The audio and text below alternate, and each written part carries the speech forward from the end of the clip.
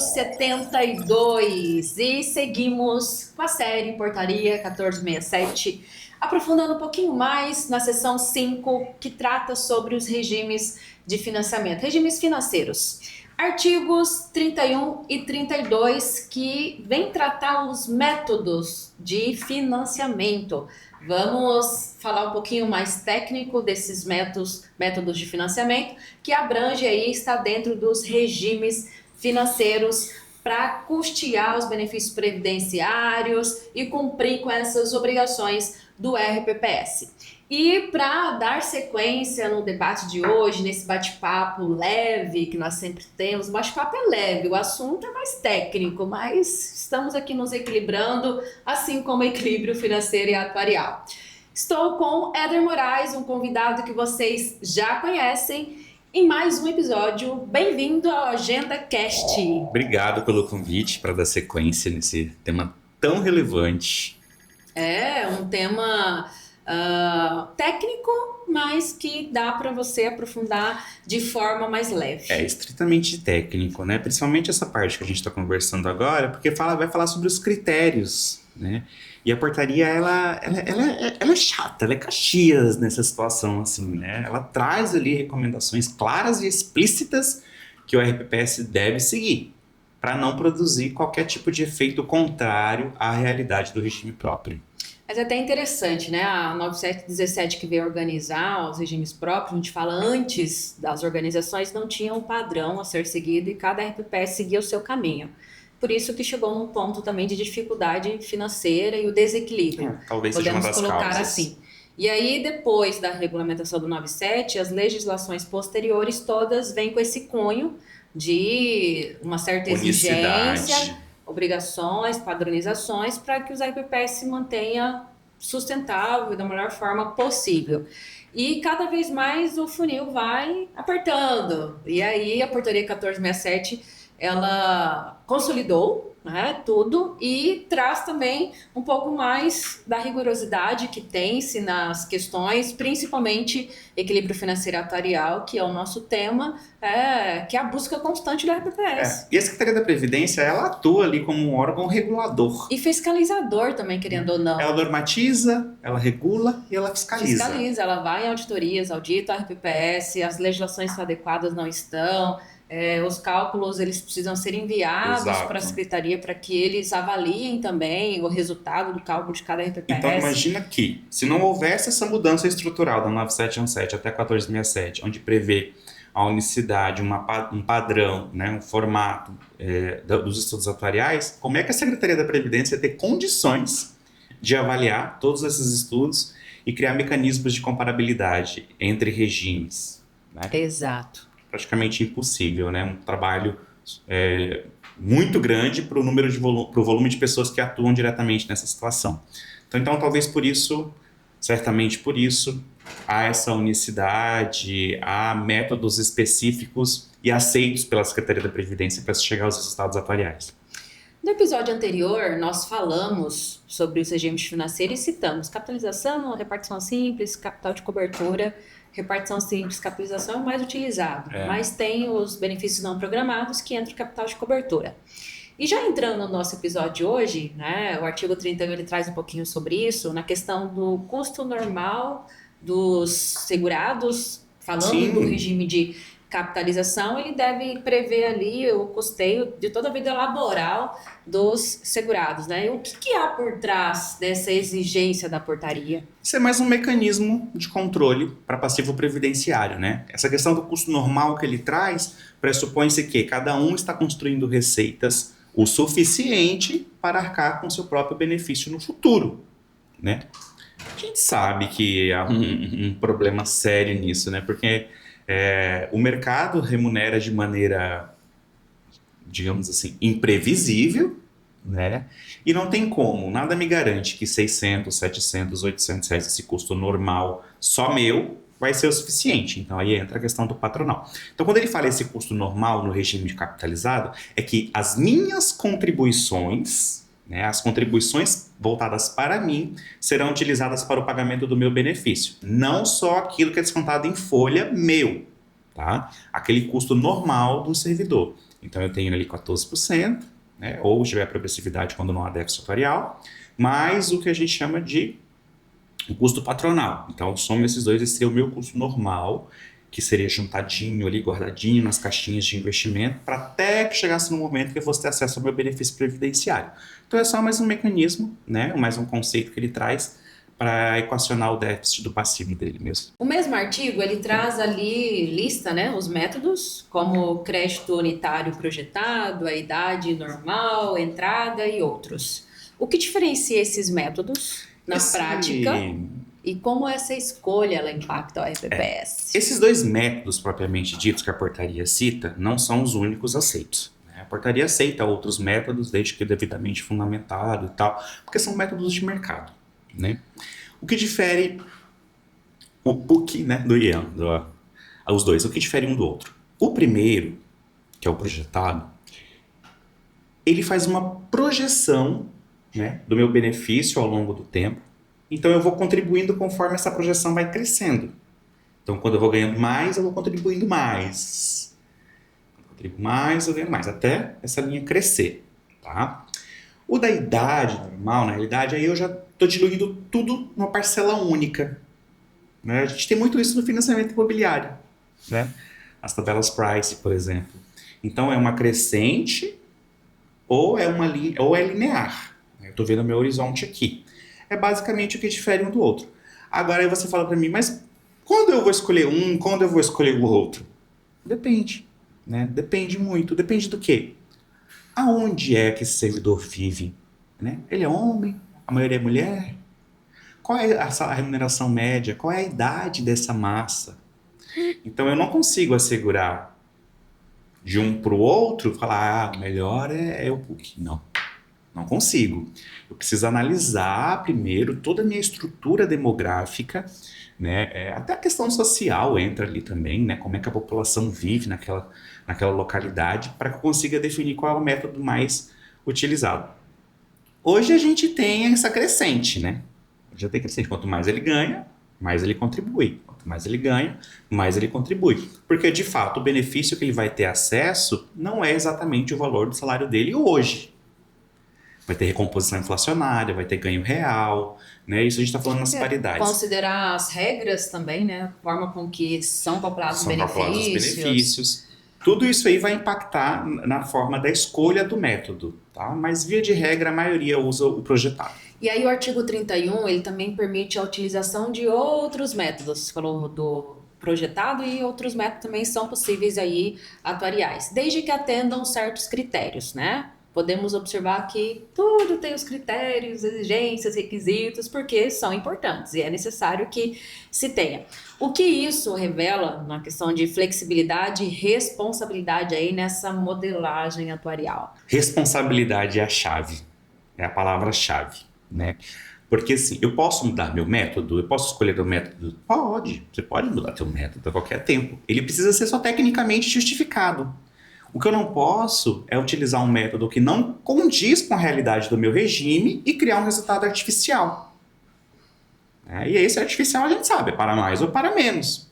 Então, a alteração de um método deve sempre levar em consideração a característica da sua massa. Já existe estudos. O próprio atuário já sabe quais são os métodos mais indicados conforme as características globais das suas massas, né? Então, Eder, eu posso fazer um estudo atuarial com um método, depois ir lá e fazer para outro método, e depois ir lá e fazer para outro método? Não, você está fabricando resultado. Você está fabricando resultado. Você não está chegando a um resultado, né? Então, essa situação da alteração do método é aceita pela Secretaria da Previdência, desde que justificado tecnicamente, desde que, de fato, reflita a realidade da massa do regime próprio, para que, de fato, tenha um resultado ali dentro do que é real. Não tem como eu escolher um método diferente porque eu não gostei do resultado do método que o atuário fez no primeiro, só por esse motivo. Então a Secretaria da Previdência diz que, beleza, vai lá, pode fazer com outro método. Mas por que você está fazendo com esse outro método? Né? Justifique. Aonde você quer chegar com isso? Né? Por que você não gostou do resultado anterior? Não é bem assim, precisa ser fundamentado. E geralmente, quando a RPPS contrata uma assessoria, ele fica muito tempo com a mesma assessoria, com a mesma consultoria. Então, assim, há uma continuidade, ou pelo menos deveria existir. Porque, assim, o atuário que está acompanhando aquele RPPS há muito tempo, ele já conhece as particularidades, já conhece as nuances, já conhece tudo que envolve ali aquela massa de segurados ali do plano previdenciário ou financeiro, se houver segregação, do RPPS. Então, para uma propositura de mudança de método, a justificativa ele já teria na ponta da língua, digamos assim, porque já Sim, conhece, né? Já sabe a modelagem ali daquele RPPS e tal. Então, seria uma propositura visando sempre a melhoria e o melhor cenário. exatamente. Se ele tem acesso à base de dados do cliente e no momento que ele faz uma análise, ele vê que mudou muito, né, a modelagem da Isso massa daquele deve ser um RPPS, alerta, né? isso E acende tá um alerta. vermelhinho, Será assim. que o método que eu usei no último tutorial vai garantir o meu equilíbrio do regime? Vai garantir minhas previsões matemáticas do futuro? Ou é o momento de eu alterar este método? Né? Então, assim, é bacana essa flexibilização que a portaria traz da utilização. Só que o RPPS tem uma responsabilidade muito grande pela escolha do método junto com o teu atuário. Por outro lado, no artigo 32, ele tem a flexibilidade na mudança do método, mas aí no artigo 32 ele traz regras para a alteração desse método. Por que que essa mudança ela é tratada com tanto rigor? Justamente pelo que a gente vem falando, né? Por mascarar resultados, criar resultados artificiais que não refletem a essência de fato do RPPS, né? Imagina eu, enquanto dirigente do regime próprio, ou eu como ente federativo ali como um chefe, né? Entre aspas, ali da Previdência Estadual ou Municipal, falo, não, vamos fazer um resultado atuarial, um estudo atuarial que não indique uma necessidade de plano de déficit, que não indique alíquotas suplementares, que não indique aumento da contribuição previdenciária. Não quero porque é um ano eleitoral. Não quero. Aí a autora vai lá, tudo bem, vai lá e faz o estudo. Bom, beleza. É um estudo maquiado que não reflete a Produzido realidade. artificialmente. O que eu estou fazendo com isso aqui? Estou causando desequilíbrio. Pode ser que esse desequilíbrio não aconteça no primeiro ano, nos primeiros 6 meses, nos primeiros 2 anos, mas daqui 5, 10, 20, 30 anos, eu vou ter a consequência grave desse estudo produzido de modo artificial. Então é por isso que a Secretaria da Previdência bate tão duro na justificativa da escolha do método. E é importante mesmo que haja esse rigor, até para garantir a palavrinha-chave que você falou anteriormente, a responsabilidade nessa mudança. Porque o impacto é grande, ele não é pequeno. E não é só do dirigente do regime próprio. Membros de conselho precisam estar atentos, né? E aí a gente volta no nosso cafezinho do episódio passado para entender quais são os conceitos atuariais para poder de fato opinar com propriedade. Já caminhando para o fim do nosso episódio de hoje. Então, rapidinho. 2 artigos para ser bem dinâmico mesmo e ficar mais leve para o nosso público, inclusive, acompanhar a série e instigá-los a estar aqui nos próximos episódios, né, para ter mais conteúdo. E aí, para fechar, quais são os principais impactos da alteração do método? E aí nós trazemos aqui impactos no plano de custeio e governança do RPPS.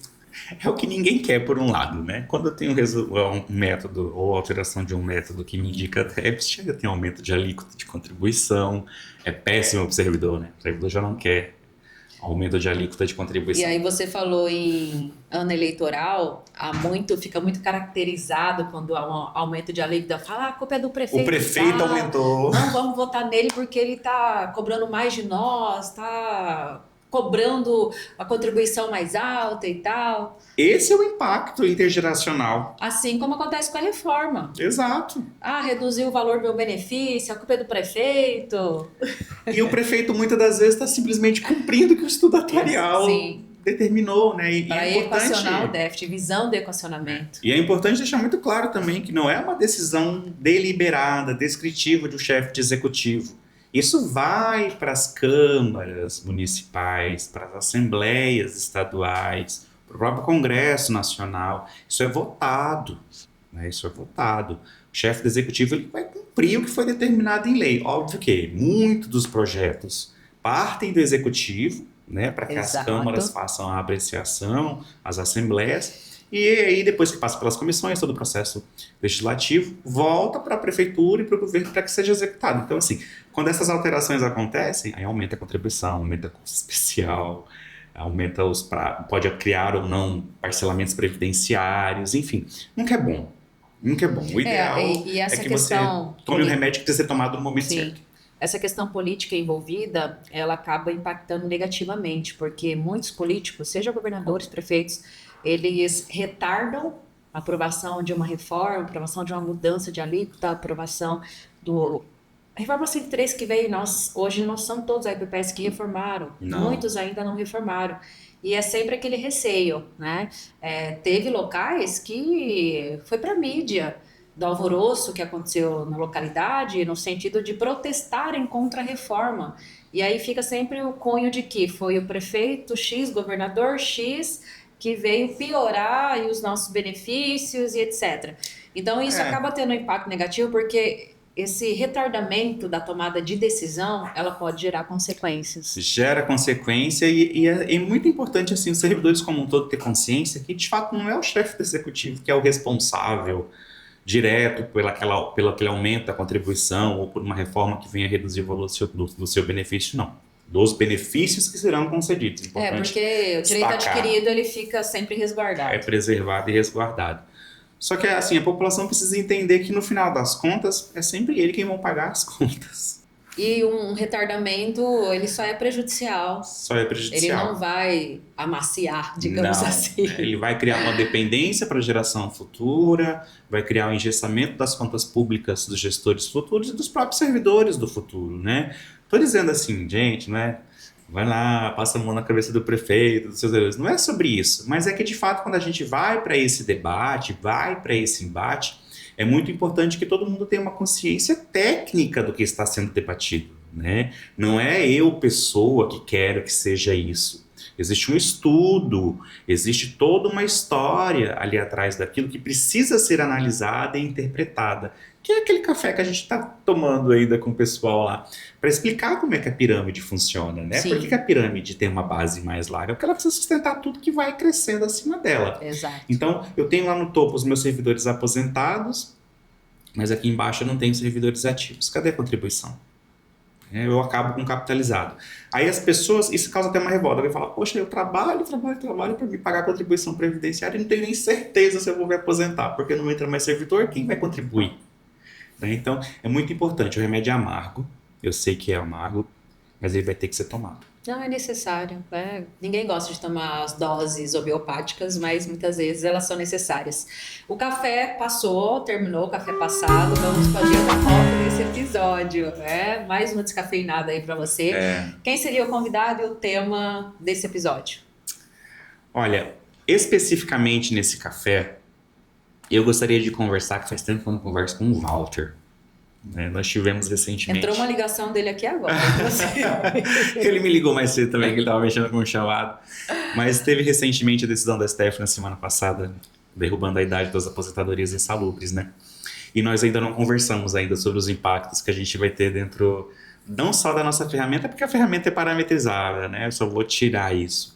Mas como é que isso vai acontecer com processos que já foram indeferidos, né? A aplicabilidade dessa decisão, a própria projeção atuarial. Isso já não seria com o Walter, mas seria com o Valdemir. Não, mas aí debatendo os impactos aqui, você já consegue ter a dimensão, né, da projeção atuarial também. Aí eu vou lá conversar com o 01 pra gente encomendar um cálculo atuarial. Mas esse cafezinho vai ser com o Walter. Muito bem, interessante, porque sempre sai uma mudança, nós precisamos debruçar para ver em que nós temos que adaptar aqui para poder atender os RPPS, né? E assim, quentinho, na hora é necessário que façamos essa análise, esse estudo profundo. Muito alinhado a nível de consultoria. Como eu coloquei, a questão do software é tranquila porque ele é parametrizável, né? Mas os nossos clientes hoje, eles não querem mais saber o como fazer. Eles querem saber o porquê fazer. E às vezes até como, né, fazer também. Quais documentos que eu vou utilizar e tal. E aí também tem o GESCOM da vida para isso, né, que tira todas as dúvidas e as recomendações do como colocar em prática aquela alteração que a legislação trouxe. E para os nossos clientes, o GESCOM muitas vezes acaba sendo a gente, né? Então a gente sempre troca essa ideia, conversa. Tem o lapso temporal para o GESCOM sair, né? E às vezes já surge uma situação que ele já precisa aplicar. De um outro cliente, a gente consegue imediata. Compartilhar o método utilizado, é muito bacana. Mas para isso a gente tem que estudar muito. Como diz o Walter, tem que estudar, doutora. Essa troca é imprescindível. Éder, gratidão mais uma vez pela brilhante contribuição aqui, um tema técnico. Bastante. Todos os temas são técnicos, mas são mais que os outros. Né? Tem uns que são camadas, mais, né? São exato. camadas. São camadas, e aí nós temos que ter um equilíbrio para lidar com todas as facetas e entregar para o nosso público muito do que eles merecem, que é o máximo e o melhor de nós. E eu conto com a sua colaboração, né? Para que a gente tenha mais episódios assim, que force, que a gente busque informação fora, né? Porque a portaria, ela traz esses termos, ela traz regras, só que assim, o estudo atuarial é uma coisa tão bacana de você descobrir, até pela escassez de material que existe hoje disponível, né? Então, assim, você vai atrás de pessoas, de entendimentos, de estudos, né? O próprio Tribunal de Contas da União não dispõe de muita coisa, né, de estudos atuariais. A gente sempre vai muito para o segmento de seguros, para o segmento de pensões, as caixas de pensões. Então, assim, a portaria aproximou esse mercado do regime próprio, eu acho que é muito interessante, né? E, assim, tá abrindo leque de oportunidade para quem quer aprender sobre o tema, de fato, aprender. E aquela questão, né? Se você aumenta o nível e a régua sobe, te obriga a subir também. Então, a exigência, ela é interessante por isso. A audiência tá aqui. Exatamente. E para mantê-lo é fácil. Tem que manter aqui. Não é fácil, mas é possível desde que estude, desde que acompanhe as mudanças, desde que esteja sempre antenado com o mercado, que há mutações aí diárias, tanto tecnológica, legislativa, etc. E aí você estando antenado, você consegue manter. Né? Nosso objetivo principal. Gratidão, Éder. E convido para os próximos episódios aí. Vamos Estarei presente. Nós faremos aí os próximos episódios. Principalmente a série, você já é o ator principal, então já está convocado. Né? Globo de Ouro, Oscar, eu sei que só vai dar eu lá. Assim como já há convocação para a Seleção Brasileira, a Copa que já inicia, você está convocado também para jogar, bater o bolão aqui. Tamo junto. Vamos lá, rumo ao Hexa. O meu já passou do Hexa. Já passei do Hexa, mas estamos aí.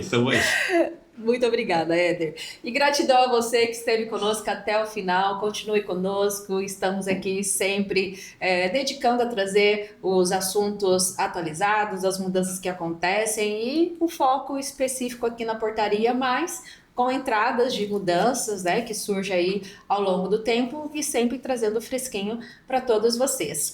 Se você ainda não segue a Agenda Assessoria nas redes sociais, siga-nos no Instagram, Facebook, Spotify, LinkedIn, estamos em todas as redes falando do RPPS, disseminando o conhecimento, porque para nós o mais importante é ter essa troca, é estar conectado a vocês e trazer sempre assuntos correlacionados ao nosso dia a dia, que é os regimes próprios de previdência social. Muito obrigada e até a próxima!